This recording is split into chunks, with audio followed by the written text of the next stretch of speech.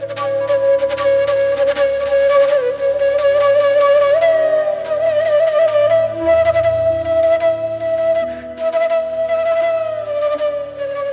ശാന്തി.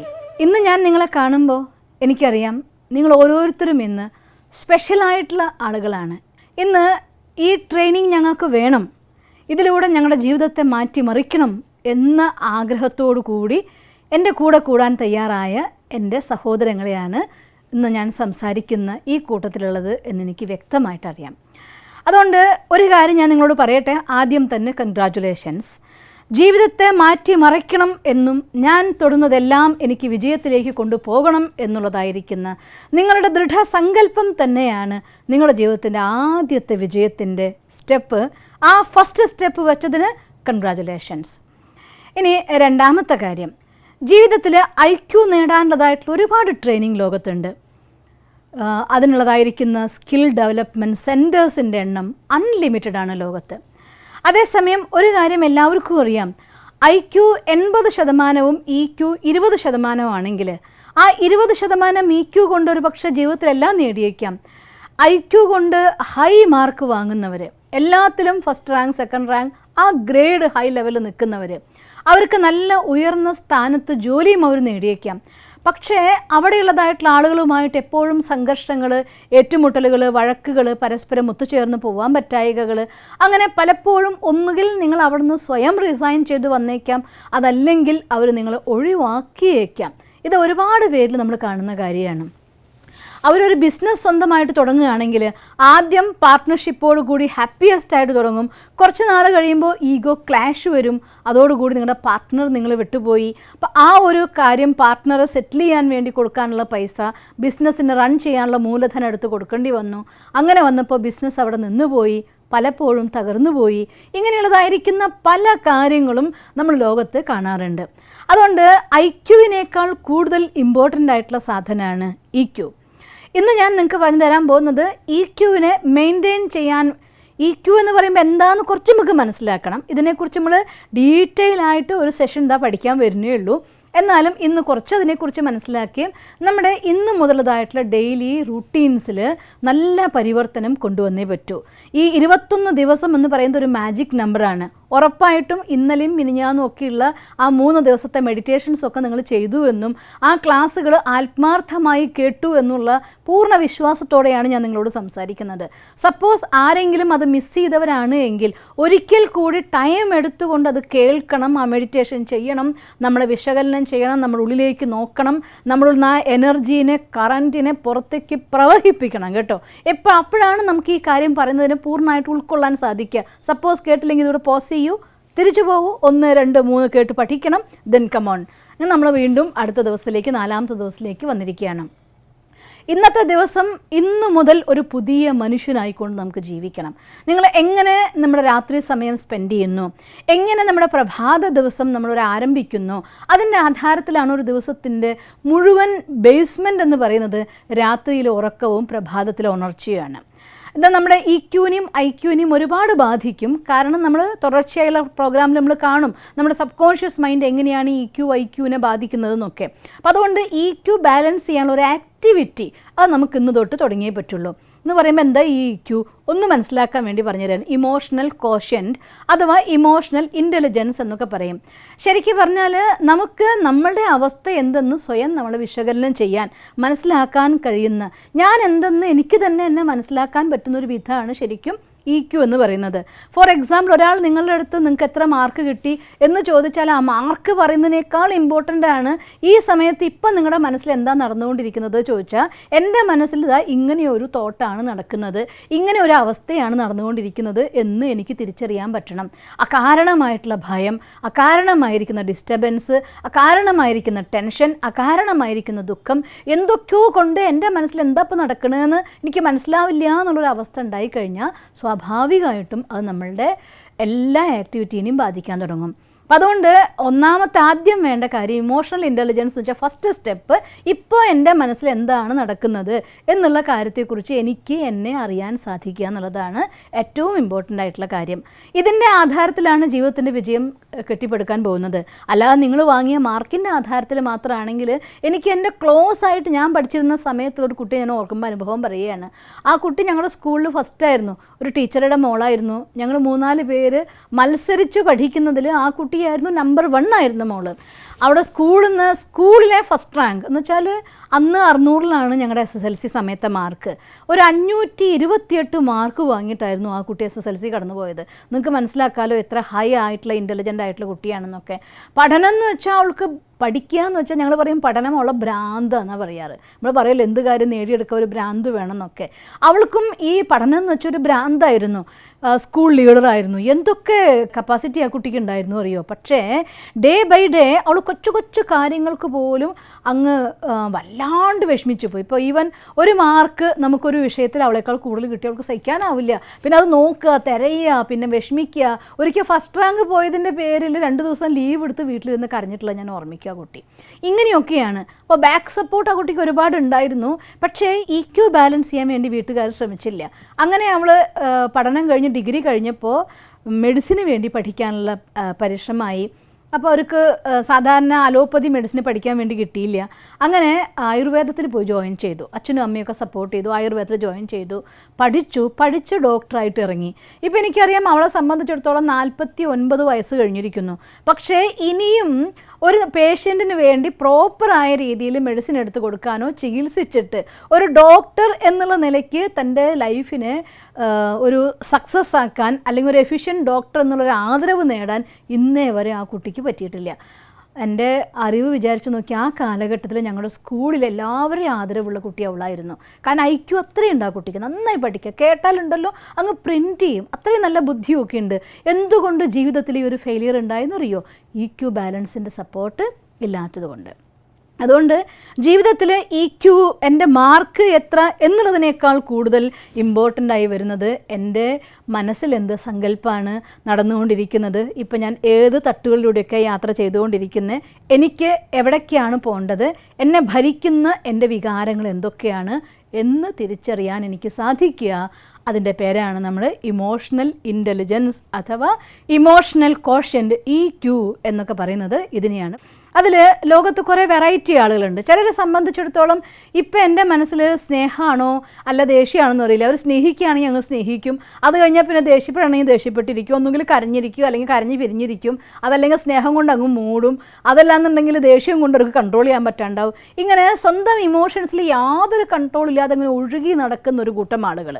വേറൊരു കൂട്ടർക്ക് അറിയാം ഞാൻ ഡിപ്രഷനിലേക്ക് പോവുകയാണ്, എൻ്റെ മനസ്സ് ഡിസ്റ്റർബ്ഡ് ആണെന്ന് വെച്ചാൽ എൻ്റെ മനസ്സ് ഡിസ്റ്റർബ്ഡ് ആവുമെന്ന് അവർ അറിയുന്നുണ്ട്. പക്ഷേ ആ കൺട്രോൾ ചെയ്യാൻ അവർക്ക് സാധിക്കുന്നില്ല. ഞാൻ ഇങ്ങനെയാണ്, എൻ്റെ മാനസികാവസ്ഥ മോശമാണ് കേട്ടോ എന്നൊക്കെ അവർ പറയും. പക്ഷേ ആ മോശമാണെന്ന് അറിയാമെന്ന് വെച്ചാൽ അതിന് വേറൊരു അർത്ഥം എന്താണ്? നമ്മൾ അതിനെ അതിജീവിക്കാൻ വേണ്ട കാര്യം എന്തെന്ന് ചെയ്യുക എന്നുള്ളതല്ലേ. അത് സാധിക്കാതെ അതിൻ്റെ ഉള്ളിൽ അങ്ങനെ അങ്ങ് മുങ്ങി പോകുന്നൊരു കൂട്ടർ. വേറൊരു കൂട്ടർ എൻ്റെ ഇമോഷനിൽ എന്താണ് വീക്കാണെന്ന് മനസ്സിലാക്കി അതിനെ ഇമ്പ്രൂവ്മെൻറ്റ് കൊണ്ടുവരാൻ വേണ്ടതായിരിക്കുന്ന സ്റ്റെപ്പ് ബൈ സ്റ്റെപ്പ് സ്വന്തമാക്കിക്കൊണ്ട് അതിന് മുന്നോട്ട് പോകുന്ന ആളുകൾ. അങ്ങനെയുള്ളതായിരിക്കുന്ന നമ്മുടെ ലൈഫ് സ്റ്റൈൽ നമുക്ക് ഇന്ന് തൊട്ട് സ്റ്റാർട്ട് ചെയ്യണം. അതിനുവേണ്ടി കുറച്ച് മോർണിംഗ് ആൻഡ് നൈറ്റ് ഹാബിറ്റ്സ് ആണ് ഞാൻ നിങ്ങൾക്ക് പറഞ്ഞുതരാൻ പോകുന്നത്. ഇതിൽ ഒന്നാമത്തെ ഹാബിറ്റ് ഞാൻ നിങ്ങൾക്ക് നൈറ്റ് ഹാബിറ്റാണ് പറഞ്ഞുതരാൻ പോകുന്നത്. കാരണം ഗുഡ് നൈറ്റിൽ നിന്ന് മാത്രമാണ് ഗുഡ് മോർണിംഗ് സ്റ്റാർട്ട് ചെയ്യുന്നുള്ളൂ. അതുകൊണ്ട് ഇന്ന് ആദ്യം night habits, then morning habits. രാത്രി ഉറങ്ങാൻ പോകുന്ന സമയം നിങ്ങളുടെ ജീവിതത്തിലെ സംബന്ധിച്ചിടത്തോളം അത്യധികം പ്രധാനപ്പെട്ടതായിരിക്കുന്ന ഒരു സമയമാണ്. കാരണം രാത്രി നിങ്ങൾ ഉറങ്ങുന്നു, അതിൻ്റെ ആധാരത്തിലാണ് പിറ്റേ ദിവസം മുഴുവൻ നിങ്ങൾ എങ്ങനെ സ്പെൻഡ് ചെയ്യണം എന്ന് നിശ്ചയിച്ചിരിക്കുന്നത്. അതുകൊണ്ട് അതിൻ്റെ ഫസ്റ്റ് സ്റ്റെപ്പ് നമ്മൾ ചെയ്യേണ്ടത് രാത്രി ഒരിക്കലും വീഡിയോ കണ്ടിട്ട് അല്ലെങ്കിൽ എന്തെങ്കിലും വായിച്ചിട്ട് അങ്ങനെ കിടന്നുറങ്ങുക, അല്ലെങ്കിൽ ഫ്രഷ് ആവാതെ ക്ഷീണിച്ച് തളർന്ന്, ചിലർക്ക് അങ്ങനെയുണ്ട് ഓവർലോഡ് വർക്കാവുന്ന സമയത്ത് ചിലപ്പോൾ കൺട്രോൾ ചെയ്യാൻ പറ്റുന്നുണ്ടാവില്ല, വന്നൊരു ഒറ്റ കിടത്താണ്, അങ്ങനെ ഉറങ്ങുക. ഞാൻ എൻ്റെ അനിയൻ പറഞ്ഞത് ഓർമ്മിക്കാവും, ഡൽഹിയിൽ വർക്ക് ചെയ്യുന്ന സമയത്ത് ടൂ മച്ച് വർക്കാവുന്ന സമയത്ത് വന്നിട്ട് ഷൂ പോലും അഴിക്കാൻ മറന്ന് അങ്ങനെ കിടന്നുറങ്ങിയിട്ടുണ്ട് എന്നൊക്കെ എന്നോട് പറഞ്ഞ് ഞാൻ ഓർമ്മിക്കും. പലപ്പോഴും അങ്ങനെയൊക്കെയുള്ള സാഹചര്യങ്ങളിൽ മനുഷ്യന്മാർ അതിൻ്റെ അടിമയാവാറുണ്ട്. പക്ഷേ എൻ്റെ ഒരു ചെറിയ റിക്വസ്റ്റ്, നമ്മുടെ ലൈഫ് മാറ്റിമറിക്കാൻ നിങ്ങൾ ആഗ്രഹിക്കുന്നുണ്ടെങ്കിൽ ഒരു കാര്യം ഉറപ്പാണല്ലോ, നമ്മൾ നടന്നിട്ടാണ് നമ്മുടെ വീട്ടിൽ വന്നത്. ആ വന്ന കാലിൽ ആ ഒരു എനർജി മെയിൻറ്റെയിൻ ചെയ്യിച്ചുകൊണ്ട് കുറച്ച് കാര്യങ്ങൾ നമ്മുടെ ലൈഫിൽ മെയിൻറ്റെയിൻ ചെയ്തിട്ട് ഉറങ്ങുക. ഇത് നോർമലാണെങ്കിൽ എന്നും അങ്ങനെയൊന്നും ആവില്ല. ഒരു 10 മണിക്ക് ആകുമ്പോൾ നമ്മുടെ കാര്യങ്ങൾ ഒഴിവാക്കി നിർത്തി ഉറങ്ങേണ്ടതായിട്ടുള്ള ഒരു 11 മണി നമ്മൾ ഉറങ്ങാനൊരു ടൈം ഉണ്ടായിരിക്കുമല്ലോ. എൻ്റെ ഒരു റിക്വസ്റ്റ് നിങ്ങളുടെ അടുത്ത്, ഈ കഴിയുന്ന അത്ര നിങ്ങൾ രാത്രി വൈകി ഉറങ്ങാതെ ഒരു 10-11 മണിക്ക് മുന്നേ ഉറങ്ങുക. രാവിലെ നേരത്തെ ഉണരുക. 4 മണിക്കോ 5 മണിക്കോ ഉണരാൻ പറ്റിയാൽ ദ ബെസ്റ്റ് ടൈമാണ്. അതുകൊണ്ട് അത്രയും സമയം ഉറങ്ങിയാൽ മതിയാവും നമുക്ക്. പക്ഷേ എനിക്ക് അത്ര സമയം ഉറങ്ങിയാൽ മതി എന്ന് നിങ്ങൾക്ക് തോന്നിയിട്ടായിരിക്കണം ഉറങ്ങേണ്ടത് കേട്ടോ. അത് കണ്ടീഷൻ പറയുകയാണ്. ഇല്ലെങ്കിൽ 7 മണിക്കൂർ 8 മണിക്കൂർ ഉറങ്ങിയാലും ഉറക്കം മതിയാവില്ല എന്നൊക്കെ നിങ്ങളുടെ മനസ്സിൽ നിങ്ങൾ ഉറപ്പിച്ചു വെച്ചിട്ടുണ്ടെങ്കിൽ നിങ്ങൾക്ക് ഉറങ്ങിയാൽ ഉറക്കം മതിയാവില്ല. കാരണം ഹാബിച്വൽ അഡിക്ഷൻ ഒരു സാധനം ഉണ്ടല്ലോ. അപ്പോൾ അതുകൊണ്ട് നമുക്കതിനെ അതിജീവിക്കണം. അതുകൊണ്ട് ഇന്ന് മുതൽ നമ്മൾ പുതിയൊരു സ്റ്റെപ്പ് ആരംഭിക്കുകയാണ്. ഇന്ന് തന്നെ രാത്രി ഉറങ്ങും മുന്നേ ഒരു 5 മിനിറ്റ് സമയം എടുത്തിട്ട് മുറിയിൽ എല്ലാ സാധനങ്ങളും വലിച്ചു വാരി കിടക്കുകയാണെങ്കിൽ അതിനെയൊക്കെ ഒന്ന് ഒതുക്കിയെടുത്തൊക്കെ വെച്ച് സ്ഥാനങ്ങളിലേക്ക് വെച്ച് റൂം ഒന്ന് നീറ്റ് ആൻഡ് ക്ലീൻ ആക്കുക. കാരണം ഓരോ സാധനം അതിൻ്റെതായിട്ടുള്ളൊരു വൈബ്രേഷൻ പ്രൊഡ്യൂസ് ചെയ്യും. അപ്പം നമ്മുടെ റൂമിൻ്റെ ഉള്ളിൽ കുറച്ച് അവിടെ കൂട്ടിയിട്ട്, കുറച്ച് ഇവിടെ കൂട്ടിയിട്ട്, കുറച്ച് മുഷിഞ്ഞ തുണി അവിടെ കൂട്ടി വെച്ചു. അതിനൊരു ലോണ്ട്രി ബോക്സ് ഉണ്ടെങ്കിൽ ആ ബോക്സിലിട്ട് വെച്ചേക്കുക. കുറച്ച് കസേരയിൽ തുണികൾ അവിടെ കൂട്ടിയിട്ടുണ്ടാവും, കുറച്ച് ഇവിടെ കട്ടിലിൻ്റെ മുക്കിൽ കൂട്ടി വെച്ചിട്ടുണ്ടായിരിക്കും. അങ്ങനെയൊക്കെ വലിച്ചു വാരിയിട്ടിട്ടുള്ള റൂമാണെങ്കിൽ അത് ഓരോന്നും ഓരോ നെഗറ്റീവ് എനർജീനെ പ്രൊഡ്യൂസ് ചെയ്യും. അപ്പോൾ നമ്മൾ ഉറങ്ങുന്ന സമയത്ത് നമ്മുടെ ബോധ മനസ്സ് ഉറങ്ങും, ഉപബോധ മനസ്സ് ആ സമയത്ത് അലേർട്ടായിരിക്കും. അപ്പോൾ ആ സമയത്ത് അത് റിസീവ് ചെയ്യുന്ന എനർജി മുഴുവൻ നെഗറ്റീവായി വരാൻ സാധ്യതയുണ്ട്. അതുകൊണ്ട് എന്ത് ചെയ്തേക്കുക, എല്ലാം കഴിയുന്നത്രയ്ക്ക് പഠിച്ചിട്ട് ഉറങ്ങണമെന്ന് വിചാരിച്ചോ, പഠിച്ചുറങ്ങുമ്പോൾ ആ ബുക്കിനെയൊക്കെ ഒന്ന് അറ്റ്ലീസ്റ്റ് ഓരോന്ന് എല്ലാം എടുത്ത് സ്ഥാനത്തേക്ക് വെക്കാൻ പറ്റിയില്ലെങ്കിലും ഒന്നിന് മേലൊന്ന് അടക്കിയൊന്ന് വെച്ചിട്ട് അടച്ചു വെച്ച് നീറ്റാക്കി വെച്ചിട്ട് ആ റൂമിലൊരു വ്യവസ്ഥ കൊണ്ടുവരണം. അതുപോലെ തുണികൾക്ക് അതിൻ്റെ സ്ഥാനത്ത് നമ്മൾ മാറിയിട്ടത് വേറൊരു സ്ഥലത്താണെങ്കിൽ അതിനെടുത്ത് അതിൻ്റെ സ്ഥാനത്തേക്ക് ഒന്ന് ഇട്ട് വെച്ചു. അങ്ങനെ മുറിയിനെ ഒന്ന് വ്യവസ്ഥാപിതമാക്കിയിട്ടേ രാത്രി ഉറങ്ങാവൂ. ഫസ്റ്റ് സ്റ്റെപ്പ് ഇന്ന ദിവസം. കാരണം നമ്മുടെ മനസ്സും ശരീരവും പൂർണ്ണമായി പ്രവർത്തിച്ചുകൊണ്ടിരിക്കുമ്പോൾ ആക്റ്റീവായിരിക്കുന്ന സമയത്ത് ബ്രെയിൻ തയ്യാറെടുക്കുകയില്ല. അതുകൊണ്ട് പലരും പറയും ഉറങ്ങാൻ കിടന്നാൽ ഒരു 10 മണിക്കൊക്കെ ഉറങ്ങാൻ കിടന്നാൽ എനിക്ക് ഉറക്കം വരില്ല, 12 മണി ആയാലേ ഉറക്കം വരുള്ളൂ എന്നൊക്കെ പലരും പറയാറുണ്ട്. എന്താ റീസൺ എന്നറിയോ? അതുവരെ ഉറങ്ങാൻ സമയമായി എന്ന് നമ്മൾ ബ്രെയിനിനോട് പറഞ്ഞിട്ടേ ഇല്ല. പിന്നെ അതിനെ പറഞ്ഞിട്ട് എന്താ കാര്യം? അത് അപ്പോഴും ആക്റ്റീവായിട്ട് തന്നെ പ്രവർത്തനക്ഷമമായിട്ടിരിക്കും. ഒരു മെഷീനറീനെ അത് പ്രവർത്തനം നിർത്തണമെങ്കിൽ നമ്മൾ സ്വിച്ച് ഓഫ് ചെയ്യണമല്ലോ. അതേപോലെ നമ്മുടെ ഈ മെഷീനറീനെ നമുക്ക് സ്വിച്ച് ഓഫ് ചെയ്യണം. അപ്പം അതുകൊണ്ട് റൂമെല്ലാം സെറ്റ് ചെയ്ത് വെച്ചു, പഠനമൊക്കെ മാറ്റി വെച്ചു, ആ നെറ്റൊക്കെ ഓഫ് ചെയ്തു, മൊബൈലിലെ കമ്മ്യൂണിക്കേഷൻസ് എല്ലാം ക്ലോസ് ചെയ്തു. എന്നിട്ടൊന്ന് പോയിട്ട് മേല് കഴുകി ഫ്രഷ് ആയിട്ടുള്ള ഡ്രസ്സിൽ ഇട്ട് അതേ വയർപ്പിലും ഡ്രസ്സിൽ ഉറങ്ങരുത്. കാരണം ഉറങ്ങുന്ന സമയത്ത് ഹൈലി പോസിറ്റീവ് എനർജി നമുക്ക് റിസീവ് ചെയ്യാനുള്ളതാണ്. അതുകൊണ്ട് ഇട്ട് അതേ ഡ്രസ്സിൽ കിടക്കാതെ അതൊന്ന് മാറ്റി ഒന്ന് മേല് കഴുകി ഫ്രഷ് ഡ്രസ്സൊക്കെ ആക്കി നമ്മുടെ ബെഡ്ഷീറ്റൊക്കെ നീറ്റാക്കി വെച്ച ശേഷം ആ ബെഡിൽ വന്നിരിക്കുക. എന്നിട്ട് സമാധാനമായിട്ട് ഒരു ഡയറി അല്ലെങ്കിൽ ഒരു പേപ്പർ, ഈശ്വരന് കത്തെഴുതാനുള്ളതായിട്ടുള്ള പേപ്പർ, പുറം ലോകത്ത് നമ്മുടെ എല്ലാ ചാപ്റ്ററും ക്ലോസ് ചെയ്തു. നമ്മൾ നമ്മുടെ ഈശ്വരനുമായിട്ട് ഇരിക്കുകയായി. എന്നിട്ട് അന്നത്തെ ദിവസം നടന്ന കാര്യങ്ങൾ പോസിറ്റീവ് ഓർ നെഗറ്റീവ്, നിങ്ങളുടെ സന്തോഷവും ഈശ്വരനുമായി പങ്കുവയ്ക്കാം, സങ്കടവും പങ്കുവയ്ക്കാം, പ്ലാനും പങ്കുവയ്ക്കാം, എല്ലാം തുറന്ന് പങ്കുവയ്ക്കാൻ പറ്റുന്ന ഒരാൾ ഈശ്വരനാണ്. അതുകൊണ്ട് എൻ്റെ പ്രിയപ്പെട്ട ഭഗവാനെന്നോ അല്ലെങ്കിൽ എൻ്റെ അല്ലാഹിനെന്നോ അല്ലെങ്കിൽ നിങ്ങൾ ഇഷ്ടപ്പെടുന്നതായിരിക്കുന്ന മൂർത്തിയോ ദേവനോ ദേവിയോ അല്ലെങ്കിൽ യഹോവയോ ഈശോ ആരാണെങ്കിലും അവരുടെ പേരിൽ ഒരു കത്തെഴുതുക. എന്നിട്ട് എൻ്റെ പ്രിയപ്പെട്ട എന്ന് കോട്ടിങ് ഞാൻ പറയുകയാണ്, നിർബന്ധമായിട്ടും എൻ്റെ പ്രിയപ്പെട്ട എന്ന് പറയണം. കാരണം നിങ്ങളുടെ ദ ക്ലോസസ്റ്റ് ആയിട്ടുള്ള ആൾക്ക് നമ്മൾ കത്തെഴുതുമ്പോഴാണ് ആ വാക്ക് ഉപയോഗിക്കാറ്. അതുകൊണ്ട് നമ്മുടെ ക്ലോസസ്റ്റാണ് ഈശ്വരൻ. ആ ഭാഷയിൽ അന്നത്തെ ദിവസത്തെ കാര്യങ്ങളൊക്കെ ഒന്ന് ചുരുക്കി എഴുതിയേക്കുക. എഴുതുമ്പോൾ ഓരോ കാര്യം നമുക്ക് ഹാപ്പിനെസ് ആണെങ്കിൽ താങ്ക്സ് പറയുക, അല്ലെങ്കിൽ ഇങ്ങനൊന്നും ഉണ്ടായി എനിക്ക് എന്നെ സപ്പോർട്ട് ചെയ്തതിന്, ആ അവസരം കടന്നു പോവാൻ എന്നെ സപ്പോർട്ട് ചെയ്തതിന് താങ്ക്സ് പറയുക, അല്ലെങ്കിൽ ഞാൻ ഹാപ്പിയസ്റ്റാണ് ആ ഹാപ്പിനെസ് തന്നതിന് താങ്ക്സ് പറയുക. അങ്ങനെ ഇമ്പോർട്ടൻ്റ് ആയിട്ട് നമ്മുടെ ഉള്ളിൽ തട്ടിയതായിട്ടുള്ള കാര്യങ്ങൾ എന്തുണ്ടോ അതൊക്കെ അതിലങ്ങ് എഴുതി വച്ചേക്കണം. എന്നിട്ട് അത് കഴിയുമ്പോൾ മനസ്സൊരു കാലിയായ പോലെ തോന്നും നമുക്ക്. വേറൊരു പേപ്പറും പെന്നും എടുക്കുക. എന്നിട്ട് അതിൽ നാളെ നമ്മൾ എന്തൊക്കെയാണോ ചെയ്യാൻ പോകുന്ന കാര്യങ്ങൾ അതൊക്കെ അതിൽ നോട്ട് ചെയ്ത് വെച്ചേക്കുക. നാളെ രാവിലെ ഒരാളെ മീറ്റ് ചെയ്യേണ്ടതുണ്ടെങ്കിൽ അത്, അല്ലെങ്കിൽ നമ്മൾ പഠിക്കുകയാണെങ്കിൽ ഇന്ന ലെസൺ പഠിക്കുന്ന കാര്യം ചെയ്യുന്ന അങ്ങനെയുള്ളത്, അതല്ല നമ്മളൊരു വീട്ടിലമ്മയാണെങ്കിൽ രാവിലെ ഉണർന്ന സമയത്ത് ഇന്നതാണ്. എല്ലാവർക്കും ഉണ്ടാവില്ല ഒരു ഡെയിലി ആക്ഷൻ പ്ലാൻ. ആ ആക്ഷൻ പ്ലാൻ അനുസരിച്ച് ബാക്കിയുള്ള കാര്യങ്ങൾ നാളെ എന്തൊക്കെ ചെയ്യാൻ പോകുന്നു അതൊക്കെ അതിൽ നോട്ട് ചെയ്ത് വെച്ചേക്കണം. അതുകൂടി കഴിഞ്ഞ് കഴിയുമ്പോൾ മനസ്സ് കുറേയും കൂടെ കാമായി. നാളെയും റെഡി, ഇന്നും ക്ലോസ്ഡ്, കണക്കെല്ലാം ക്ലോസ് ചെയ്തു. അത് കഴിഞ്ഞ ശേഷം നമ്മൾ ചമ്രം പടിഞ്ഞിട്ടോ അല്ലെങ്കിൽ കാല് താഴത്ത് വെച്ചിട്ടാണെങ്കിൽ കുഴപ്പമില്ല, അങ്ങനെ നമ്മൾ കട്ടിലുമിരുന്ന് ബാക്കി എല്ലാ കാര്യത്തിനും മാറ്റിവെച്ച് നമ്മളിലേക്ക് വരിക. കാരണം ഒരു ദിവസത്തിൻ്റെ അവസാനം കണ്ണ് തുറക്കൂല്ലേ എന്നുള്ളത് ഈശ്വരനല്ലേ അറിയൂ. അതുകൊണ്ട് ഇന്ന് പോവുകയാണെങ്കിലും ഇന്നത്തെ കണക്ക് തീർത്തു പോകണം നമുക്ക്. അതുകൊണ്ട് എന്ത് ചെയ്യണമെന്ന് വെച്ചാൽ എല്ലാ നെഗറ്റീവ് അക്കൗണ്ടും ക്ലോസ് ചെയ്യാനുള്ള എളുപ്പമായിട്ടുള്ള വഴി, ആ കസേരയിൽ നിങ്ങൾ അല്ലെങ്കിൽ നിങ്ങളുടെ കട്ടിലുമ സ്വസ്ഥമായിട്ട് നമ്മൾ ഇരിക്കുന്നു, ചമ്രം പടിഞ്ഞ് കട്ടിലിരിക്കാൻ കഴിയുമെങ്കിൽ ഏറ്റവും നല്ലത് കേട്ടോ. എന്നിട്ട് നമ്മുടെ ആ ഒരു പോസിറ്റീവ് എനർജി, ഊർജ്ജം നമ്മുടെ ആജ്ഞാചക്രത്തിൽ നിന്ന് ഈ ദേഹത്തിലേക്ക് മുഴുവൻ സ്പ്രെഡ് ചെയ്യുന്ന പോലെ ഫീൽ ചെയ്യുക. ജസ്റ്റ് ഫീൽ ചെയ്യുക ഒരു വൈറ്റ് ലൈറ്റ്. ശ്വാസം നന്നായിട്ടൊന്ന് വലിച്ചു വിടുക. ആ വൈറ്റ് ലൈറ്റ് അങ്ങനെ ഒഴുകി നമ്മുടെ ഭ്രൂമധ്യത്തിലൂടെ ശരീരത്തിലെ എല്ലാ കോശങ്ങളിലേക്കും സ്പ്രെഡായി പതുക്കെ അതിങ്ങനെ തിരിച്ചു വന്ന് ആ ഭ്രൂമധ്യത്തിൽ അത് വന്ന് നിൽക്കുന്നതായിട്ട് സങ്കല്പിക്കുക. എന്നിട്ട് ആ ഊർജം പതുക്കെ ബോഡീനെ കിടത്തുക. ആ കിടത്തി കഴിഞ്ഞ ശേഷം സങ്കല്പം കൊണ്ട് ആ പ്രകാശത്തിൻ്റെ ശരീരത്തിൽ നമ്മൾ വിശ്വസിക്കുന്ന ആ ഈശ്വരൻ്റെ ശക്തിയുടെ മുന്നിൽ പോയി നിൽക്കുക. എങ്ങനെ നിൽക്കണം എന്നറിയോ? ക്ഷമാപണത്തിൻ്റെ വിധി എന്ന് പറഞ്ഞാൽ ഇങ്ങനെ നിൽക്കുകയാണ്. ഇതാ ഞാൻ സറണ്ടർ ആയിരിക്കുന്നു. ആ പരമമായ ശക്തിയുടെ മുന്നിൽ വന്ന് സറണ്ടറായിട്ട് പറയുക, ഇന്നത്തെ ദിവസം എല്ലാം നല്ലതായി എനിക്ക് തന്നതിന് 1000 നന്ദി, 1000 നന്ദി എന്ന് പറയുക.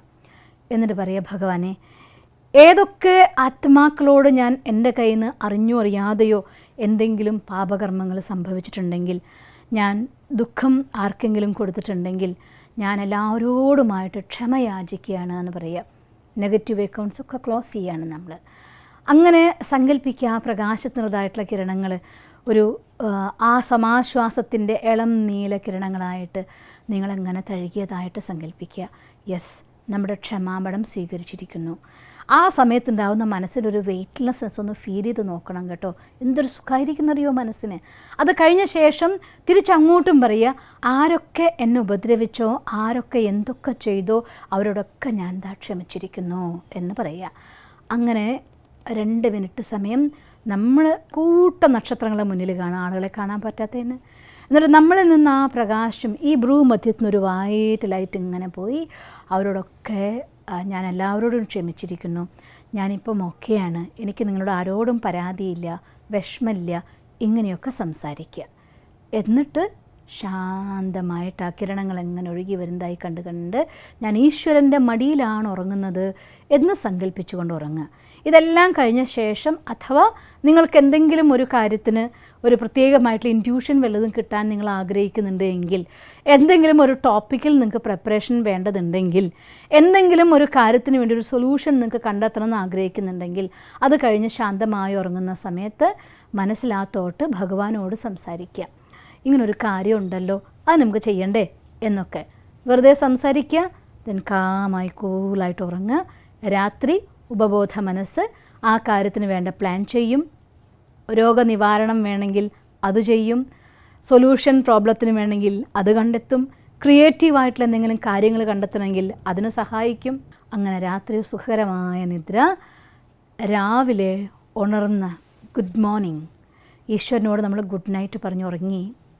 പ്രഭാതത്തിൽ കണ്ണു തുറക്കുമ്പോൾ ആദ്യം കണി കാണേണ്ടത് ആ പ്രകാശരൂപത്തിനെയാണ്, ആ പോയിൻ്റ് ഓഫ് ലൈറ്റ് അല്ലെങ്കിൽ ആ പ്രകാശം.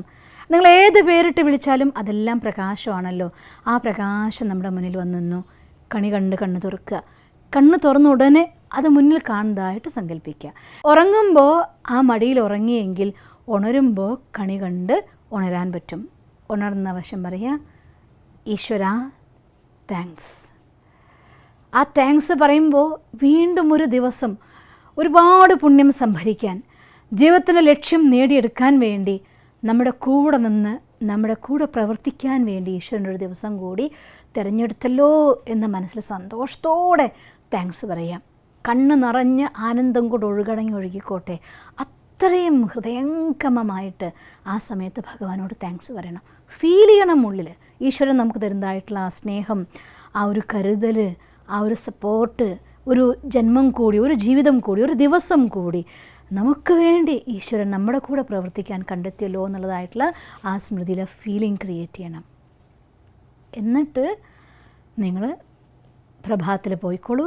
അന്ന് സപ്പോസ് നിങ്ങളുടെ മനസ്സിൻ്റെ ഉള്ളിൽ എന്തെങ്കിലും ഒരു പ്രത്യേക ലക്ഷ്യമുണ്ടെങ്കിൽ, ഫോർ എക്സാമ്പിൾ നമ്മുടെ ഗോളാന്ന് വിചാരിക്കും, അതെനിക്ക് എത്തുന്നില്ല, ഞാൻ അതിന് വേണ്ടി എക്സ്ട്രാ എഫേർട്ട് ചെയ്യേണ്ടിയിരിക്കണോ, അങ്ങനെയാണെങ്കിൽ ആ സമയത്ത് ഒരു 9 തവണ ആ തോട്ട് ക്രിയേറ്റ് ചെയ്യുക. ഫോർ എക്സാമ്പിൾ ഞാനൊരു സക്സസ്ഫുൾ ബിസിനസ്മാൻ ആവണമെന്നാണെങ്കിൽ ഞാനൊരു സക്സസ്ഫുൾ ബിസിനസ്മാനാണ്, എൻ്റെ ബിസിനസ് വളരെ സക്സസ്ഫുൾ ആയിരിക്കുന്നു, എല്ലാം തൊട്ടത് മുഴുവൻ എനിക്ക് പൊന്നായിക്കൊണ്ടിരിക്കുന്നു, ഞാൻ ആരോടുമായി സംസാരിക്കുമ്പോൾ എല്ലാവരും ഡീൽ എനിക്ക് സപ്പോർട്ടായിക്കൊണ്ട് കിട്ടിക്കൊണ്ടിരിക്കുന്നു, എൻ്റെ സ്റ്റാഫ് എല്ലാം നന്നായിട്ട് പ്രവർത്തിക്കുന്നു, എൻ്റെ ഓർഗനൈസേഷനിൽ വിചാരിച്ചതിനേക്കാൾ കൂടുതൽ ടേൺ ഓവർ വന്നുകൊണ്ടിരിക്കുന്നു.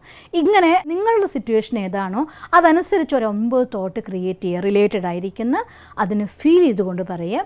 എന്നിട്ട് മാത്രമേ കാല് താഴെ വയ്ക്കാവൂ. താഴെ വെച്ച് പോയി കഴിഞ്ഞാൽ അതോടെ അവസാനിക്കുന്നില്ല.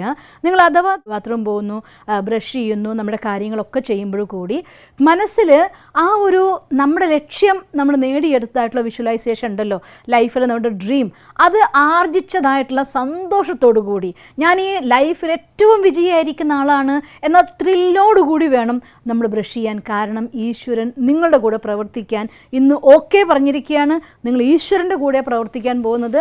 അതുകൊണ്ട് ഇന്നത്തെ ദിവസം നിങ്ങളുടെ പേരിൽ സുവർണ്ണ ലിപികളിൽ കുറിക്കപ്പെട്ട ദിവസമാണ്. So happy, I am the successful. Brush ചെയ്യുക, ഫ്രഷ് ആവുക, ആക്റ്റീവായിട്ട് വന്ന് കുറച്ച് സമയം മെഡിറ്റേറ്റ് ചെയ്യുക. മെഡിറ്റേഷൻ കമൻട്രികൾ നിങ്ങൾക്ക് ജസ്റ്റ് തരുന്നുണ്ട്. ആ കമൻട്രിയിൽ കഴിയുമെങ്കിൽ ഒരു ½ hour meditation, that's the best moments. നിങ്ങളുടെ എല്ലാ ക്രിയേറ്റിവിറ്റിനും ആക്റ്റീവ് ആക്കാൻ, നമ്മുടെ എല്ലാ ചക്രങ്ങളെയും ചാർജ് ചെയ്യാൻ, എനർജി എടുക്കാൻ. അത് നമ്മൾ തുടർച്ചയുള്ള ക്ലാസ്സുകളിൽ ഏത് ചക്രത്തിനാണോ വീക്ക് അതിന് ഏത് അഫർമേഷൻ വേണ്ടതൊക്കെ നമ്മൾ കാണും കേട്ടോ. അപ്പോൾ അതുകൊണ്ട് ഇങ്ങനെ മെഡിറ്റേഷന് വേണ്ടി ½ hour ഉപയോഗിക്കണം. അത് കഴിഞ്ഞ ശേഷം 5 മണിക്ക് ഉണർന്നു, 6 മണിയാകുമ്പോഴേക്കും എല്ലാ കാര്യം കഴിഞ്ഞു. അപ്പോൾ ആ കാര്യം കഴിഞ്ഞു എന്ന് കരുതി എനിക്ക് ഓഫീസിൽ പോകാൻ നേരമായിട്ടില്ല, കഴിഞ്ഞിട്ടില്ല നമ്മുടെ കാര്യങ്ങൾ. ആ ഉടനെയുള്ള സമയം മെഡിറ്റേഷൻ കഴിഞ്ഞാൽ ഫസ്റ്റ് ചെയ്യേണ്ടത് കുറച്ച് ഫിസിക്കൽ എക്സസൈസാണ്. നമ്മുടെ ചാർട്ടിൽ നിങ്ങൾ നോട്ട് ചെയ്യണം, നിങ്ങൾക്ക് 5 സ്റ്റാർ കിട്ടുന്നുണ്ടോ എന്നുള്ളത്. ഇതെല്ലാം നമ്മുടെ സ്റ്റാർ റേറ്റിങ്ങിൻ്റെ ഭാഗമായി വരുന്നതാണ്. അതുകൊണ്ട് നിർബന്ധമായിട്ടും എക്സസൈസ് ചെയ്യണം. പാട്ടിട്ട് ഡാൻസ് കളിച്ചാലും കുഴപ്പമില്ല, യോഗാസനങ്ങൾ ചെയ്താലും കുഴപ്പമില്ല, പുറത്ത് വാക്കിങ്ങിന് പോയാലും കുഴപ്പമില്ല, ഓടാൻ പോയാലും കുഴപ്പമില്ല. ഏതെങ്കിലും രീതിയിൽ ഫിസിക്കൽ ആക്ടിവിറ്റി ഇവിടെ നിർബന്ധമാണ്, അല്ലെങ്കിൽ ആലസ്യം നമ്മുടെ ഉള്ളിലേക്ക് കയറി വരും. അതുകൊണ്ട് കഴിയുമെങ്കിൽ നമ്മുടെ മൂലധാരചക്രം ആക്റ്റീവ് ആവുന്ന രീതിയിൽ ചെരുപ്പിടാതെ മണ്ണിൽ നടക്കുക, പ്രകൃതിയായിട്ടുള്ള ബന്ധത്തിൽ വരിക, നല്ല ഫ്രഷ് എയർ ശ്വസിക്കുക. അതല്ലെങ്കിൽ ഏതെങ്കിലും യോഗാസന വിദ്യകളുണ്ട്, അതും നമ്മുടെ ചക്രങ്ങളെ ചാർജ് ചെയ്യുന്ന രീതിയിലുള്ളതാണ് യോഗാസന വിദ്യകൾ. അങ്ങനെയുള്ളതായിട്ടുള്ള യോഗാസന വിദ്യകൾ ചെയ്യുക. ഇങ്ങനെയൊക്കെയുള്ള അടുത്ത ഒരു 20 മിനിറ്റ് സമയം, മിനിമം 20 മിനിറ്റ് സമയം നിങ്ങളുടെ എക്സസൈസിനുള്ളതായിരിക്കുന്ന സമയമാണ് കേട്ടോ. അണ്ടർലൈൻ ചെയ്യാം, മിനിമം 20 മിനിറ്റ് സമയം നിങ്ങളുടെ എക്സസൈസിനുള്ള സമയമാണ്. അത് ചെയ്ത ശേഷം ഒന്ന് ഫ്രഷായിട്ട് ആ എക്സസൈസ് ചെയ്ത് വേർത്ത് നിൽക്കുന്ന സമയത്ത് ഒരിക്കലും പോയി കുളിക്കരുത്, കോൾഡൊക്കെ വന്നേക്കും. അതുകൊണ്ട് ആ സമയത്ത് നമ്മുടെ സ്റ്റഡി ടൈം, ബെഡ്റൂമിൻ്റെ ഉള്ളിൽ പോയിട്ട് കസേരയിൽ ചാരിക്കിടന്നിരുന്ന് വായിക്കരുത്, ഉറങ്ങിപ്പോവും. അതുകൊണ്ട് ഏറ്റവും നല്ല മെത്തേഡ് നല്ല ഫ്രഷ് എയർ കിട്ടുന്ന സ്ഥലത്ത് ലൈറ്റിലിരുന്നുകൊണ്ട് ഏതെങ്കിലും ഒരു പോസിറ്റീവായിട്ടുള്ള ലെസൺ നമ്മൾ പഠിച്ചിരിക്കണം. വായിക്കാനിരിക്കാൻ പോകുമ്പോൾ ഒരു ചെറിയ നോട്ട് ബുക്കും പെന്നും കയ്യിലുണ്ടായിരിക്കണം. ആ വായിച്ചതിൽ പഠിച്ചതിൽ നിന്ന് നിങ്ങൾ സ്വന്തമാക്കിയ പോയിൻറ്റിനെ അതിൽ ആ ഡയറിയിൽ നോട്ട് ചെയ്തിട്ടുണ്ടായിരിക്കണം. നിങ്ങളുടെ സ്റ്റഡി നോട്ട്സ് നമ്മുടെ ലൈഫിൽ പലപ്പോഴും ഒരുപാട് നിങ്ങൾക്ക് സപ്പോർട്ട് തരും പല സമയങ്ങളിലും. അതുകൊണ്ട് അത് നമ്മുടെ ഒരു സ്ഥിരമായിട്ട് എഴുതുന്നൊരു ജേർണൽ നമ്മൾ വെക്കുക കയ്യിൽ, അതും പഠിക്കാനുള്ള ബുക്കും കൊണ്ടുപോവുക, പഠിക്കുക, അത് കഴിഞ്ഞ് നോട്ട് ചെയ്ത് വയ്ക്കുക. ഇത്രയും കഴിഞ്ഞ ശേഷം ഒന്നും കൂടെ റിമൈൻഡ് ചെയ്യുക, ഇന്ന് നമ്മൾ എന്തൊക്കെ പ്ലാൻ തയ്യാറാക്കിയിട്ടുണ്ടായിരുന്നു, അതിലെന്തെങ്കിലും ഒരു ചെറിയ ചേഞ്ച് വരുത്തണമെങ്കിൽ ആ മൊമെൻറ്റിൽ അതിനെക്കുറിച്ച് ചേഞ്ച് വരുത്തി അന്നത്തെ ആക്ഷൻ പ്ലാൻ പ്രിപ്പയർ ചെയ്യാം. ഇത്ര സമയം നിങ്ങൾക്ക് സ്വന്തമായിട്ട് ഉപയോഗിക്കാനുള്ളതാണ്. 8 മണിക്ക് മുന്നുള്ള സമയം ഓൾമോസ്റ്റ് ഓൾ വീടുകളിലും ആളുകൾ ബിസി ആവുന്നത് 8 മണിക്ക് കഴിഞ്ഞ ശേഷം അല്ലെങ്കിൽ 7 മണി കഴിഞ്ഞ ശേഷം. അപ്പം അതുകൊണ്ട് 7 മണിക്ക് മുന്നുള്ള സമയം അല്ലെങ്കിൽ 8 മണിക്ക് മുന്നുള്ള സമയം നിങ്ങളുടെ ലൈഫ് സ്റ്റൈൽ അനുസരിച്ച് നിങ്ങൾക്ക് വേണ്ടി അവനവനെ ചാർജ് ചെയ്യാൻ ഉപയോഗിക്കണം. ഇത് ഒരു ദിവസം മുഴുവൻ നിങ്ങളുടെ അക്യുറേറ്റ് ആയിട്ട് മുന്നോട്ട് കൊണ്ടുപോകാൻ സഹായിക്കും. പോസിറ്റീവ് തോട്ട് മെയിൻറ്റെയിൻ ചെയ്യാൻ സഹായിക്കും. നമ്മൾ വിചാരിക്കുന്ന കാര്യങ്ങളെ അന്നത്തെ ദിവസം അപ്ലൈ ചെയ്യാൻ നമ്മളെ സഹായിക്കും. അതുകൊണ്ട് മോർണിംഗ് ആൻഡ് നൈറ്റ് ഹാബിറ്റ്സ് ഇത് വളരെ ഇമ്പോർട്ടൻ്റ് ആണ്. ഇനി ഡെയിലി നമ്മൾ എന്തൊക്കെ ചെയ്യാൻ പോകുന്നു, ആക്ഷൻ പ്ലാൻ അതൊക്കെ നമ്മൾ പിന്നെ കാണുന്നതായിരിക്കും. അപ്പോൾ അതുകൊണ്ട് ഇന്ന് നമുക്ക് നമ്മുടെ ആ ഒരു പോസിറ്റീവ് എനർജി റിസീവ് ചെയ്യുന്നതായിട്ടുള്ള രീതിയിലുള്ള മെഡിറ്റേഷൻ പ്രാക്ടീസ് ചെയ്തുകൊണ്ട് നിർത്താം. ഓം ശാന്തി. ഓം ശാന്തി. ഇന്ന് 21 ദിവസത്തിൻ്റെ ട്രെയിനിങ് പ്രോഗ്രാമിൻ്റെ ആദ്യത്തെ ദിവസം നമ്മൾ ആരംഭിക്കുകയാണ്. 3 ദിവസത്തെ ട്രെയിനിങ്ങിലൂടെ കുറേയൊക്കെ മെഡിറ്റേഷൻ്റെ തലങ്ങളിലേക്ക് കാൽ വെച്ച് യാത്ര ചെയ്യാൻ തുടങ്ങിയ നിങ്ങൾക്കെല്ലാവർക്കും കൺഗ്രാറ്റുലേഷൻസ്. എന്തായാലും നിങ്ങൾ ക്ലാസ് കേട്ടു, എങ്ങനെയാണ് നമ്മുടെ റൂട്ടീൻ വേണ്ടത് എന്നൊക്കെ ക്ലിയർ ഐഡിയ ആയി. ഇന്ന് good morning and good night 2 സെഷനിലേക്കും വേണ്ടതായിട്ടുള്ള സമയത്തേക്ക് വേണ്ട കമൻട്രിയാണ് ഞാൻ നിങ്ങൾക്ക് വേണ്ടി ചെയ്തു തരുന്നത്. അറ്റ് ദ സെയിം ടൈം നമ്മൾ ഇന്നത്തെ ദിവസം ഏതൊക്കെ ടൈപ്പ് തോട്ട്സ് ആണ് ക്രിയേറ്റ് ചെയ്യേണ്ടത് അതിനെക്കുറിച്ച് നമുക്കിന്ന് മെഡിറ്റേഷനിലൂടെ ഒന്ന് എക്സ്പീരിയൻസ് ചെയ്ത് നോക്കാം. ഓം ശാന്തി. Good morning. പ്രഭാതത്തിൽ കണ്ണു തുറന്ന ഉടനെ ആ പരമമായ ശക്തി പരം ജ്യോതിയായി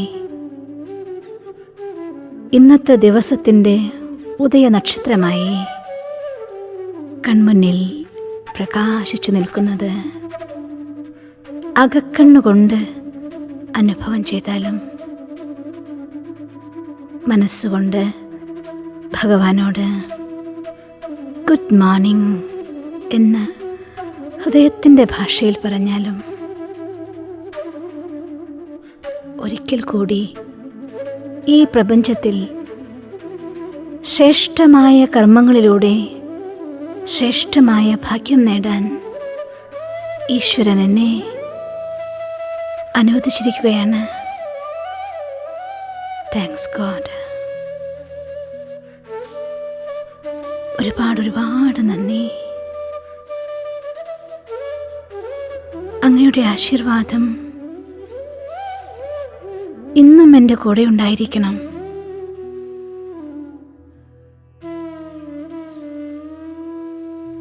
സർവശക്തിവാനായ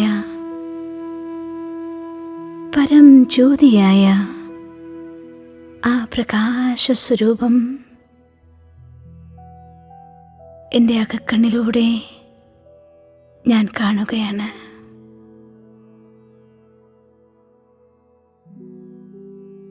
ആ പ്രകാശസ്വരൂപത്തിനോട്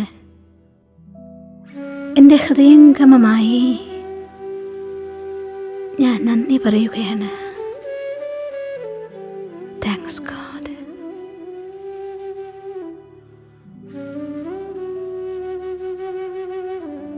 ആ പ്രകാശസ്വരൂപത്തിനൊപ്പം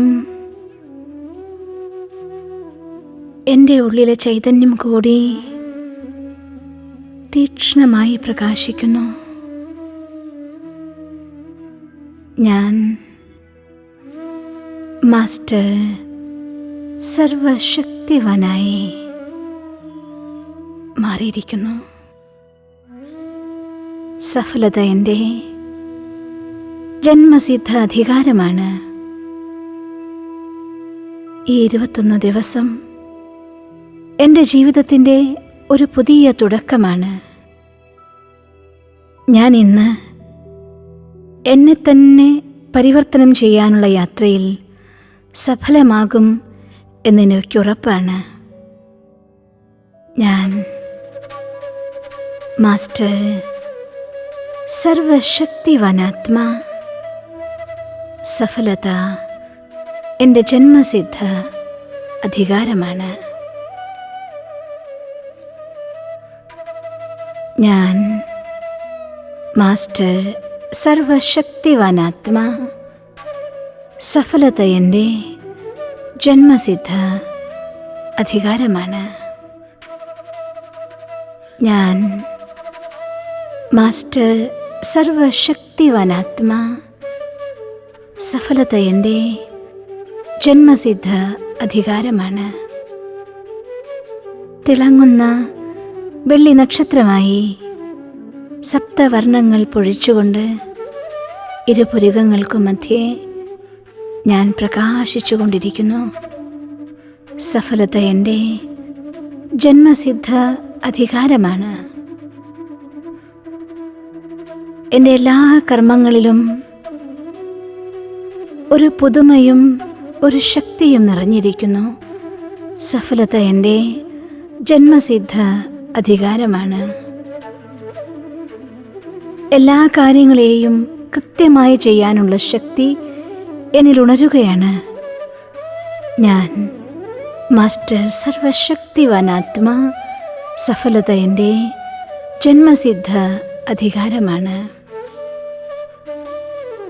ഈ സൃഷ്ടിയിലെ എല്ലാ ജീവികളിൽ നിന്നും സർവ്വതിൽ നിന്നും നന്മ ഉൾക്കൊള്ളാനുള്ള ശക്തി എൻ്റെ ഉള്ളിൽ ഉണർന്നിരിക്കുന്നു. ഞാൻ മാസ്റ്റർ സർവശക്തിവാനാത്മാവാണ്. സഫലത എൻ്റെ ജന്മസിദ്ധ അധികാരമാണ്. ദിവ്യ ചൈതന്യമായി എൻ്റെ കൂടെ ഓരോ കർമ്മത്തിലും ആ പരമ ചൈതന്യവുമുണ്ട്. ഞാൻ മാസ്റ്റർ സർവശക്തിവാനാത്മാ. സഫലത എൻ്റെ ജന്മസിദ്ധ അധികാരമാണ്. ഈശ്വരനോട് നന്ദി പറഞ്ഞ് സ്നേഹത്തോടെ സന്തോഷത്തോടെ ഈ ഭൂമിയിൽ കാൽ സ്പർശിച്ചാലും ഇന്നെല്ലാം നല്ലതു മാത്രമേ നടക്കൂ. ദിവസവും പ്രഭാതം ഈ രീതിയിൽ ഈശ്വരനോട് ഗുഡ് മോർണിംഗ് പറഞ്ഞ് എനർജി നമ്മളെ നിറച്ച ശേഷം മാത്രമേ ആരംഭിക്കാവൂ. ഓം ശാന്തി.